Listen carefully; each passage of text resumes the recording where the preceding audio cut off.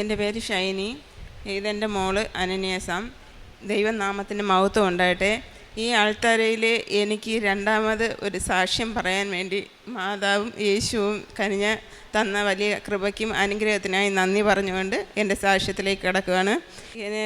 ഞാൻ ഉടമ്പടി എടുത്ത ഡേറ്റ് വന്നിട്ട് ആദ്യമായിട്ട് ഉടമ്പടി എടുത്തത് 2021 9-ാം മാസമാണ്.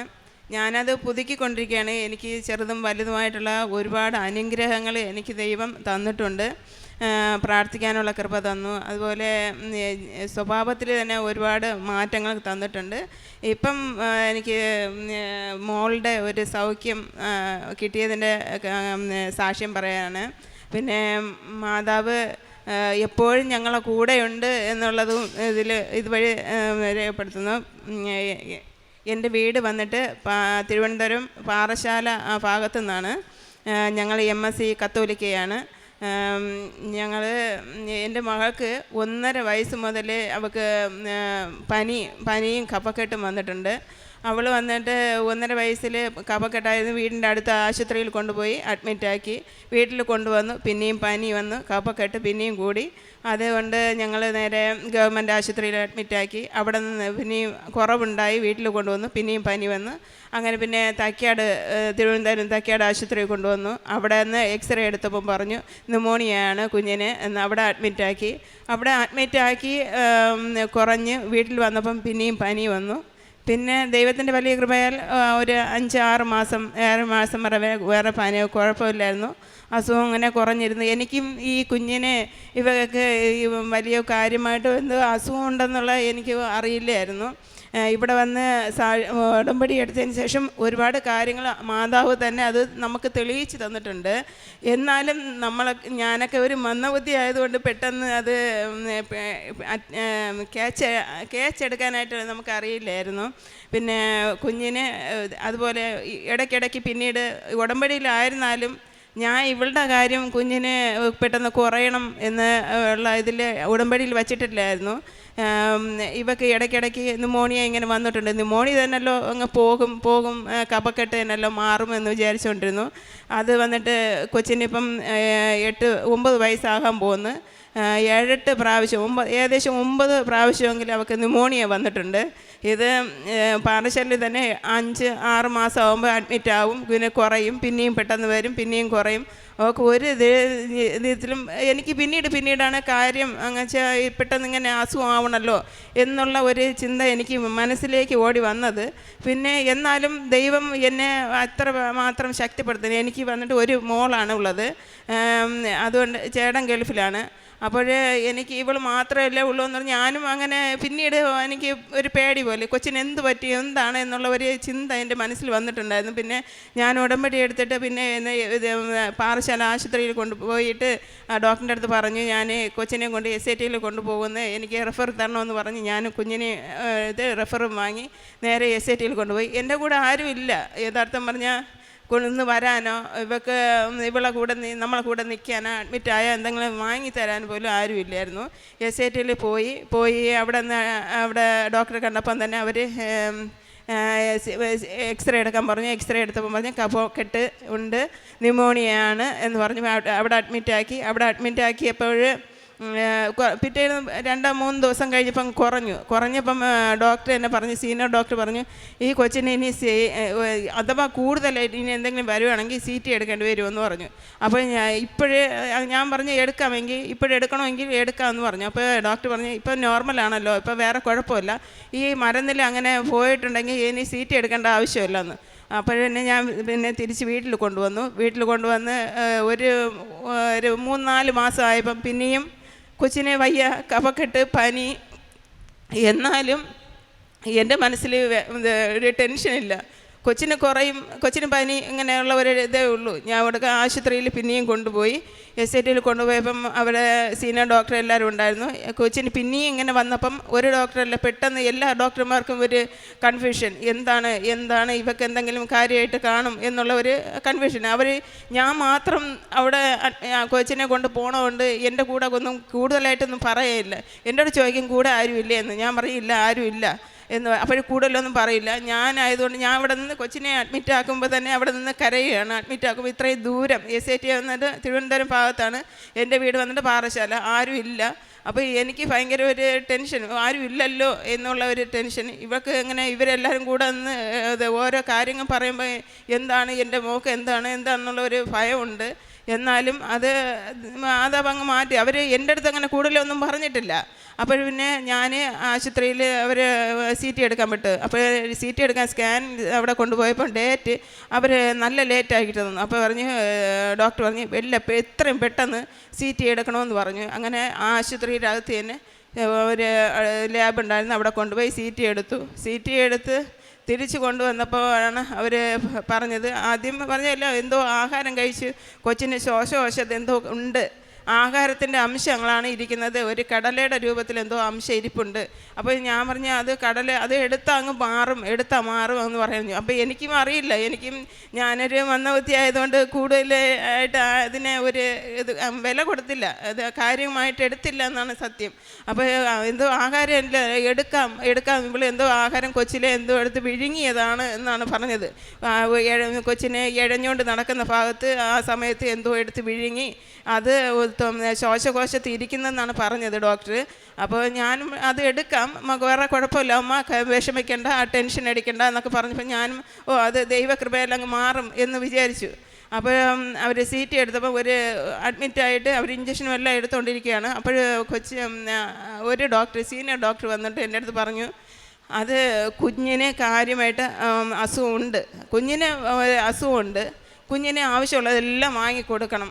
അപ്പോൾ എനിക്കൊരു ചെറിയൊരു കത്തലുണ്ട്, എനിക്ക് എല്ലാം വാങ്ങിക്കൊടുക്കണം എന്താണ് എന്ന് പറയുന്നത്. അപ്പോൾ എൻ്റെ അടുത്ത് ചോദിച്ചു വേറെ കുഞ്ഞുണ്ടോ, വേറെ മോളുണ്ടോ എന്ന്. അപ്പോൾ ഞാൻ പറഞ്ഞു ഇല്ല, എനിക്ക് ഇവൾ മാത്രമേ ഉള്ളൂ, വേറെ ആളില്ല എന്ന് പറഞ്ഞു. അപ്പോൾ വേറെ ഒന്നുമില്ല, എല്ലാം വാങ്ങിക്കൊടുക്ക്, വേറെ കുഴപ്പമൊന്നുമില്ല എന്ന്. അതിന് ശേഷമാണ് പിന്നെ ഇഞ്ചക്ഷൻ എടുത്തിട്ട് എൻ്റെ അടുത്ത് പറഞ്ഞു പെട്ടെന്ന് നിങ്ങളെ പാറശാല ആ ഭാഗത്തേക്ക് എന്നെ വെച്ചാൽ ഇവിടെ ഇൻഫെക്ഷനാവും, കൊച്ചിനെ വെച്ചുകൊണ്ടിരിക്കേണ്ട, നേരെ പാറശാലയിലേക്ക് ഡിസ്ചാർജ് ആക്കി അവിടെ അഡ്മിറ്റാക്കി അവിടെ ഇഞ്ചക്ഷൻ എടുക്കാൻ പറഞ്ഞു. അവിടെ നിന്നും എനിക്ക് ടെൻഷനൊന്നുമില്ല, പക്ഷേ ഞാൻ ആഹാരം കഴിക്കില്ല, പക്ഷേ കുളിക്കില്ല, അങ്ങനെയുള്ള ഒരു ടെൻഷൻ. പക്ഷേ മാനസികമായിട്ട് എനിക്ക് ധൈര്യമാണ്, എന്താ വന്നാലും നോക്കാം, വേറെ കുഴപ്പമില്ല. കൊച്ചിൻ്റെ അടുത്ത് പറഞ്ഞു വേറെ കുഴപ്പമില്ല മക്കളെ, നീ ഇത് കഴിച്ചോ എന്ത് വേണമെന്ന് പറഞ്ഞ് അവളുടെ അടുത്ത് ചോദിക്കുകയും ചെയ്യും, ഞാൻ വാങ്ങിച്ചു കൊടുക്കുകയും ചെയ്യും. എന്നിട്ടും എൻ്റെ ചേച്ചി എടുത്ത് ഫോൺ വിളിച്ചിട്ട് ചോദിക്കും എൻ്റെ മോക്ക് എന്ത് പറ്റി, ഞാൻ ഈ സ്കാനിങ്ങിൻ്റെ ഇതെല്ലാം ഇവർക്ക് അയച്ചു കൊടുക്കും. അപ്പോൾ ഡോക്ടറിൻ്റെ അടുത്ത് അവർ പറയും വേറെ ഒന്നുമില്ല, പ്രാർത്ഥിയിരെന്ന് പറയും. എന്താണെന്ന് എനിക്ക് മനസ്സിലായിട്ടില്ല.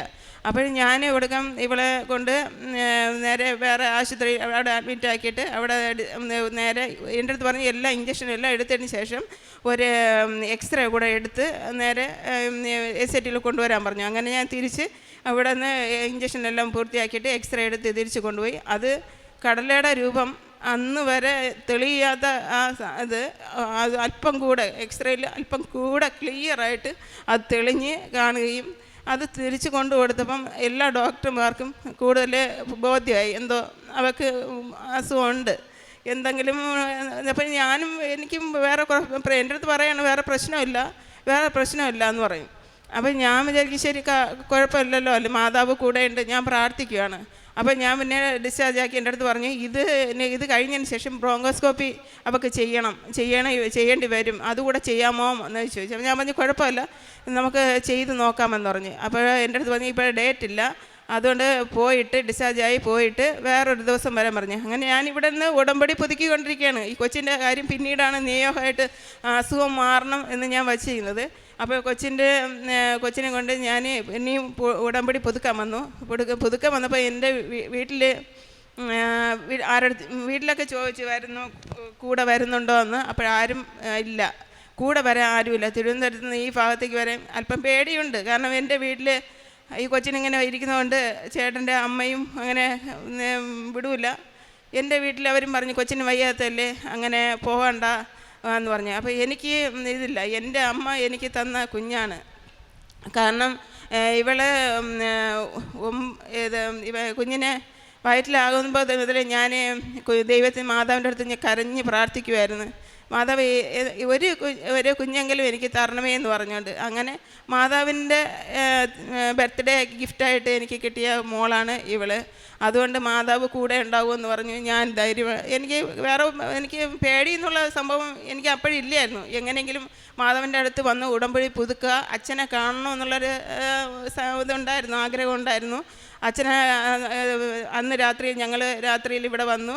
ഒരു രാത്രി വെളുപ്പാങ്കാലം 1:10 ഇവിടെ എത്തിയപ്പം സെക്യൂരിറ്റിക്കാരുണ്ടായിരുന്നു. അവരൊക്കെ ഗേറ്റ് തുറന്നു വന്ന് അന്നിവിടെ പണിയുണ്ടായിരുന്നു. അപ്പോൾ ഇവിടെ കിടന്നു. പിറ്റേന്ന് രാവിലെ വന്നു ഉടമ്പടി പുതുക്കിയിട്ട് ഞാനങ്ങ് പോയിട്ട് അവിടെ ബ്രോങ്കോസ്കോപ്പി എടുക്കാൻ വേണ്ടിയിട്ട് അവിടെ പുതുക്കിയതിന് ശേഷം തന്നെ പോയപ്പം മാതാവിൻ്റെ അടുത്ത് ഞാൻ പറയുന്നു, മാതാവേ നീ വരണേ, എനിക്ക് ഒന്നും ചെയ്യാൻ പറ്റാത്ത ഒരവസ്ഥ, എനിക്കൊരു പേടിയുണ്ട് പിന്നീട് മനസ്സിൽ. അതുകൊണ്ട് മാതാവിൻ്റെ അടുത്ത് പറഞ്ഞു, മാതാവിൻ്റെ കൂടെ ഉണ്ടാവണേ, എനിക്ക് വേറെ ആരും ഇല്ല എന്നുള്ള രീതിയിൽ ഞാൻ പറഞ്ഞു. അതിന് മുമ്പായിട്ട് ഇവർക്ക് പനി ഇടയ്ക്ക് ഡിസ്ചാർജ് ആയതിന് ശേഷവും പിന്നെ പനി വന്നപ്പോൾ ഞാൻ ഇടയ്ക്ക് ഇങ്ങനെ കൂടുതൽ ജപമാല പറയും. ഒരു ദിവസം ഇവൾ കിടന്ന് ഉറങ്ങിയപ്പോൾ നല്ല പനി. അപ്പോൾ ഞാൻ ഇവൾക്ക് ഗുളിക കൊടുത്തിട്ട് മാതാവിൻ്റെ ഉപ്പുമൊക്കെ എടുത്ത് കൊടുത്ത് ഇവളെ എണ്ണയും നെറ്റിയിൽ കുരിശ് വരച്ച് പ്രാർത്ഥിച്ചിട്ട് ഇവളടുത്തിരുന്ന് ഞാൻ ജപമാല പ്രാർത്ഥിക്കുകയായിരുന്നു. ഒരു ജപമാല പറഞ്ഞു, 2 ജപമാല പറഞ്ഞു. 3ാമത്തെ ജപമാലയിൽ എന്നോട് സംസാരിക്കണേ, ഷൈനി നിന്നെ മറക്കൂല, നിന്നെ മറക്കൂല. അങ്ങനെ 2 പ്രാവശ്യം എൻ്റെ അടുത്ത് ഇങ്ങനെ പറയുന്നത് കേട്ടു. അപ്പോൾ എനിക്ക് മനസ്സിലായി മാതാവ് തന്നെയാണ് ഇത് സംസാരിക്കുന്നതെന്ന്. അപ്പോഴേ ഞാനും മനസ്സുകൊണ്ട് വിചാരിച്ചു, ഞാൻ ഈ ജപമാലയൊക്കെ പ്രാർത്ഥിക്കുന്നുണ്ട് എൻ്റെ അമ്മ, ഞാൻ മരിക്കുമ്പോൾ എനിക്ക് എൻ്റെ അമ്മയെ കാണാൻ പറ്റും, എനിക്ക് നിത്യത്തിൽ അമ്മയെ യേശുപ്പയെ അടുത്ത് പോകാൻ പറ്റുമെന്നാണ് ഞാൻ കരുതിയത്. എന്നിട്ടും എനിക്ക് ഈ ചിന്ത വരുന്നില്ല, മോൾക്ക് ഇങ്ങനെയുള്ളൊരു അസുഖത്തിന് കൂടെ നിൽക്കുമെന്നുള്ള കാര്യം എനിക്ക് മനസ്സിലേക്ക് വരുന്നില്ല. എന്നാലും ഞാൻ അത് കഴിഞ്ഞിട്ട് ആശുപത്രിയിൽ കൊണ്ടുപോകുന്നു. ആശുപത്രി കൊണ്ടുപോയിട്ട് പിന്നീട് ഞാൻ ഇവിടെ ബ്രോങ്കോസ്കോപ്പി ചെയ്യേണ്ടതിൻ്റെ അന്ന് രാവിലെ ആശുപത്രി കൊണ്ടുപോയി. എല്ലാവരും വന്നു. എല്ലാവരും സാക്ഷ്യത്തിൽ കേൾക്കും പോലെ ഞാനും പറഞ്ഞു, മാതാവേ നീ വരുവാണെങ്കിൽ ഒരു ഗ്രേ കളറിട്ട ഒരു ഡ്രസ്സിട്ട ഏതെങ്കിലും ഒരാൾ വരണേ എന്ന് പറഞ്ഞു. അങ്ങനെ അന്ന് വന്നതിൽ ഭൂരിഭാഗം ഡോക്ടർമാരും 3 ഡോക്ടർമാരുണ്ടായിരുന്നു. 3 ഡോക്ടർമാരും ഗ്രേ കളറായിരുന്നു ഡ്രസ്സ്. അപ്പോൾ എനിക്ക് മനസ്സിലായി മാതാവ് കൂടെയുണ്ടെന്ന്. ഇവളെ ബ്രോങ്കോസ്കോപ്പിക്ക് കയറ്റി. പക്ഷേ പുറത്തിരുന്ന് ഞാൻ പൊട്ടിക്കരയായിരുന്നു. കരയല്ല, പക്ഷേ കരയും മാത്രമല്ല, ജപമാല പറയണോ എനിക്ക് പുറത്തിരുന്നിട്ട്, എന്തെന്ന് പ്രാർത്ഥിക്കണമെന്ന് എനിക്കറിയില്ല, എന്താണ് ചെയ്യണമെന്ന് എനിക്കറിയില്ല. ഈ ജപമാല എടുത്തിട്ട് ഞാൻ പറയണം, പിതാവിനും പുത്രനും പരിശുദ്ധാത്മാവിനും സ്തുതിയെന്ന് അത്രയും തന്നെ പറഞ്ഞ് ഞാനിരിക്കുകയായിരുന്നു. ഞാൻ പൊട്ടിക്കരയായിരുന്നു അവിടെ ഇരുന്നുണ്ട്. അപ്പോഴേ എല്ലാവരും ഈ NICയിൽ കിടന്ന ആൾക്കാർ മദറൊക്കെ വന്നിട്ട് പറഞ്ഞു, എല്ലാം കഴിഞ്ഞതിന് ശേഷം പറഞ്ഞു, പേടിക്കണ്ട, അവൾക്ക് ഒരു കുഴപ്പവുമില്ല, ധൈര്യമായിട്ടിരിക്കുക, ഇതുപോലെ ആൾക്കാരൊക്കെ വരും, വേറെ കുഴപ്പമില്ല. ഇവളുടെ സൗണ്ട് ബ്രോങ്കോസ്കോപ്പി ചെയ്യുമ്പോൾ ഞങ്ങളെ പുറത്താക്കും.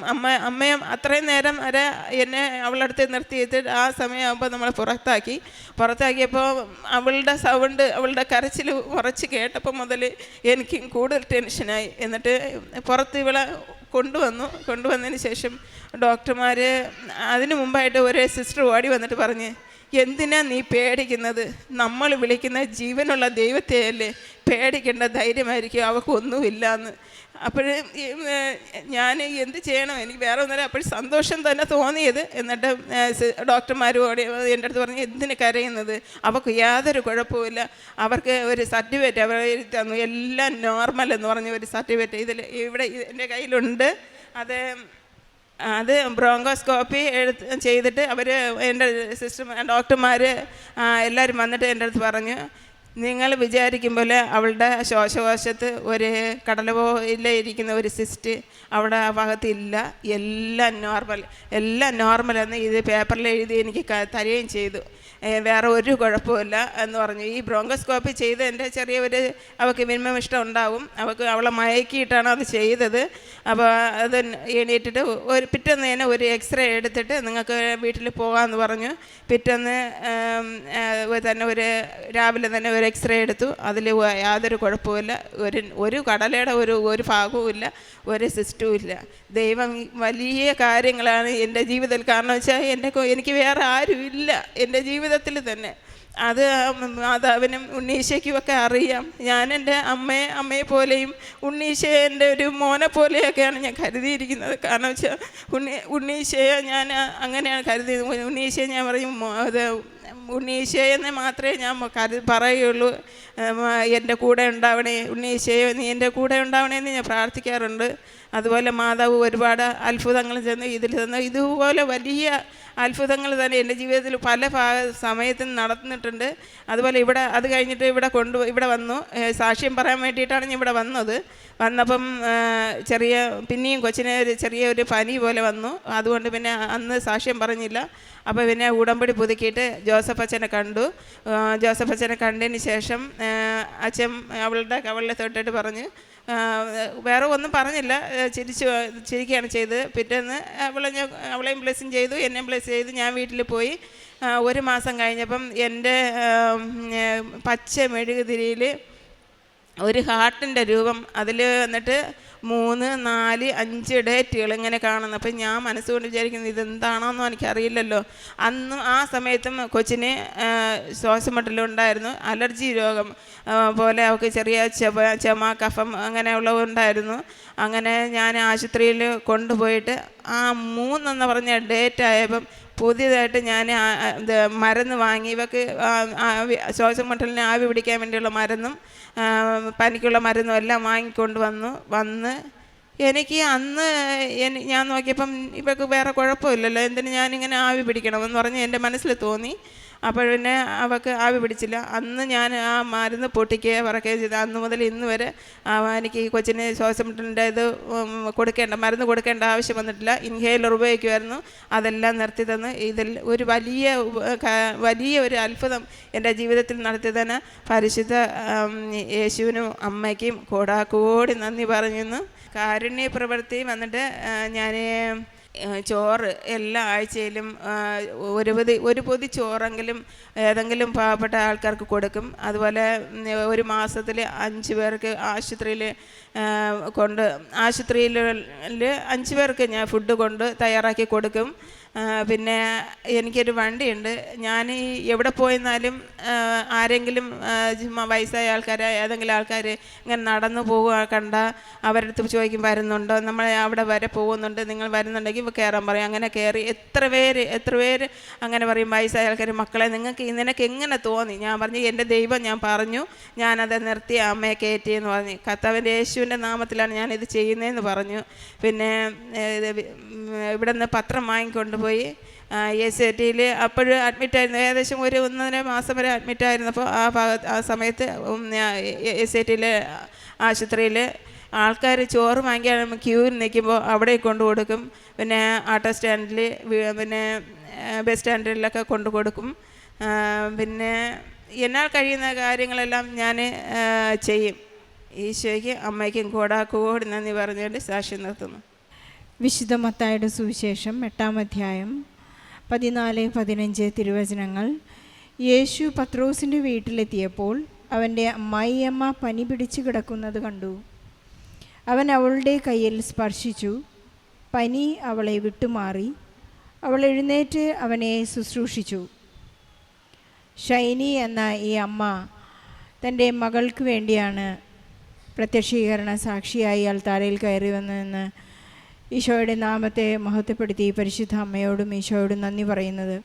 മകൾക്ക് 9 തവണ ന്യൂമോണിയ വന്ന് ഹോസ്പിറ്റലിൽ അഡ്മിറ്റ് ചെയ്ത് ഇതെന്തുകൊണ്ടാണ് വീണ്ടും ഈ പനി വരുന്നതെന്നറിയാതെ വളരെ സങ്കടപ്പെട്ട ഒരവസ്ഥയിൽ തനിക്കിവിടെ വരാനും വളരെ ദൂരത്ത് നിന്ന് വന്നു പോകാനുള്ള പല തടസ്സങ്ങളെല്ലാം ഉണ്ടായിരുന്നിട്ടും ഉടമ്പടി പുതുക്കിയാൽ എൻ്റെ കുഞ്ഞിൻ്റെ ജീവിതത്തിൽ അത്ഭുതം സംഭവിക്കുമെന്നുള്ളൊരു വലിയ ആത്മധൈര്യമായിരുന്നു ഉടമ്പടി ഉറച്ചു വിശ്വസിക്കാനുള്ള ഈ മകൾക്ക് ബോധ്യം ലഭിച്ചത്.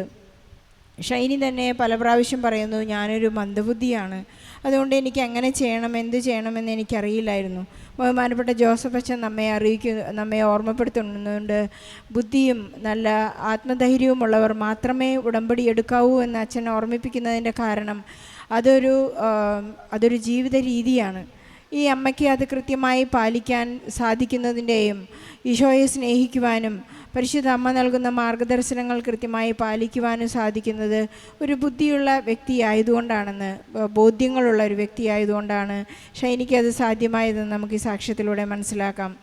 ഇവർ ഒരുപാട് ട്രീറ്റ്മെൻറ്റുകളിലൂടെ കടന്നുപോയെങ്കിലും രോഗം എന്തുകൊണ്ടാണ് ഈ പനി മാറാത്തത് എന്ന് കണ്ടുപിടിക്കാനായിരുന്നില്ല. ഉടമ്പടി പുതുക്കിയപ്പോഴാണ് ഈ മകൾക്ക് വലിയ ദർശനങ്ങളിലൂടെയും പരിശുദ്ധ അമ്മയുടെ സാമീപ്യം നൽകിക്കൊണ്ട് ഈ അമ്മയോട് തന്നെ പരിശുദ്ധ അമ്മ സംസാരിച്ചു, ഷൈനി, ഞാൻ നിന്നെ മറക്കുകയില്ല. ഇപ്പോൾ ഷൈനിക്ക് ചിന്തിച്ചത്, ഇനി എൻ്റെ ഈ ലോകജീവിതം അവസാനിക്കാറായി, ഞാൻ വളരെ കൃത്യമായി ഉടമ്പടി പാലിച്ചതുകൊണ്ട് എനിക്ക് നിത്യതയിലേക്ക് പ്രവേശിക്കാനുള്ള സമയമായി എന്നാണ് ഈ മകൾക്ക് തോന്നിയത്. പക്ഷേ പരിശുദ്ധ അമ്മയുടെ ജന്മദിനത്തിന് നൽകിയ ഈ കുഞ്ഞിനെ ഒട്ടും തന്നെ നഷ്ടപ്പെടാതെ ജീവൻ നൽകി അനുഗ്രഹിക്കുവാനുള്ള ഒരു തയ്യാറെടുപ്പിലായിരുന്നു. തിരിയിലൂടെ മകൾക്ക് 3 എന്ന ഡേറ്റ് കാണിക്കുകയും വളരെ കൃത്യമായി ബ്രോങ്കോസ്കോപ്പിയിലേക്ക് ടെസ്റ്റിലേക്ക് കടന്നു ചെന്നപ്പോൾ വളരെ ചെറുപ്പത്തിലുണ്ടായ ഒരു ഇഴഞ്ഞു നടക്കുന്ന പ്രായത്തിലുണ്ടായ മകളുടെ ശ്വാസകോശത്തിൻ്റെ തടസ്സം, അവിടെ ഒരു കടല പോലെ എന്തോ ഉള്ളൊരു മാംസപിണ്ഡം അവിടെ ഇല്ലാതായി, അവിടെ കാണുന്നില്ല എന്നൊരു വലിയ റിപ്പോർട്ട് മകൾക്ക് വളരെ സന്തോഷത്തോടെ ഡോക്ടേഴ്സ് തിരിച്ചു നൽകിയത്. അതിനുള്ള എല്ലാ സാമീപ്യവും ഗ്രേ കളറിലുള്ള പരിശുദ്ധ അമ്മയുടെ സാമീപ്യം നൽകി. സ്വപ്ന ദർശനങ്ങളിലൂടെയും സംസാരത്തിലൂടെയും കമ്മ്യൂണിക്കേഷനിലൂടെയും എല്ലാം പരിശുദ്ധ അമ്മ വളരെയധികം കമ്മ്യൂണിക്കേഷൻ നടത്തിക്കൊണ്ടിരുന്നു. ഷൈനിക്ക് ലഭിച്ച ഒരു വലിയ സാക്ഷ്യത്തിന് നമുക്ക് ഇതിനെ തരംതിരിക്കുന്നത്, സമയച്ചുരുക്കത്തിൻ്റെ അമ്മ ഉടമ്പടി പുതുക്കിയപ്പോഴാണ് ഈ മകൾ ഈശോയെ കൈവിട്ടു പോവുകയില്ല എന്നുള്ള വലിയ ഒരു ബോധ്യം പരിശുദ്ധ അമ്മയ്ക്ക് നൽകുമ്പോഴാണ് നമ്മുടെ ആ ഗ്രീൻ സിഗ്നൽ നൽകിക്കൊണ്ട് ഈശോയ്ക്ക് നമ്മുടെ കാര്യങ്ങൾ കൈമാറുന്നത്. ഇവിടെയാണ് ഷൈനിയുടെ മകൾക്കുള്ള സൗഖ്യം നൽകിയതും വളരെ പൂർണ്ണ ആരോഗ്യവതിയായി മെഡിക്കൽ റിപ്പോർട്ടോടുകൂടി ഈ വേദിയിൽ പരിശുദ്ധ അമ്മ പ്രത്യക്ഷപ്പെട്ട ഈ സ്ഥലത്ത് വന്നുകൊണ്ട് ഈശോയ്ക്ക് അമ്മയ്ക്ക് നന്ദി പറയുന്നത്. നമ്മുടെ എല്ലാ രോഗാവസ്ഥയെയും ഈ സാക്ഷ്യത്തോട് ചേർത്ത് വയ്ക്കാം. എത്ര തന്നെ ജീവിതഭാരം ആയിട്ട് നമ്മളിവിടെ കടന്നു വന്നാലും പരിശുദ്ധ അമ്മ നമ്മെ കൈവിടുകയില്ല. നമ്മുടെ എല്ലാ സങ്കടങ്ങളെയും പരിശുദ്ധ അമ്മ ഏറ്റെടുത്തുകൊണ്ട് ഉടമ്പടിയിലൂടെ നമ്മെ ഈശോയിലേക്ക് അടുപ്പിക്കട്ടെ എന്ന് പ്രാർത്ഥിച്ചുകൊണ്ടും ആഗ്രഹിച്ചുകൊണ്ടും ഷൈനിയുടെ കുടുംബത്തിന് നൽകിയ എല്ലാ അനുഗ്രഹങ്ങൾക്കും നന്ദി പറഞ്ഞുകൊണ്ട് നല്ല ഒരു കയ്യടിയോടെ ഈ സാക്ഷ്യം നമുക്ക് സമർപ്പിക്കാം. അത്യപൂർവ ദൈവാനുഭവങ്ങൾ ഇനി നിങ്ങൾക്കും സ്വന്തം. ഈ യൂട്യൂബ് ചാനൽ ഇതുവരെ സബ്സ്ക്രൈബ് ചെയ്തിട്ടില്ലെങ്കിൽ ഇപ്പോൾ തന്നെ സബ്സ്ക്രൈബ് ചെയ്യുക. ഈ വീഡിയോ ഇപ്പോൾ തന്നെ നിങ്ങളുടെ സുഹൃത്തുക്കൾക്ക് ഷെയർ ചെയ്തുകൊണ്ട് കർത്താവിൻ്റെ പ്രേക്ഷിതരാകുക.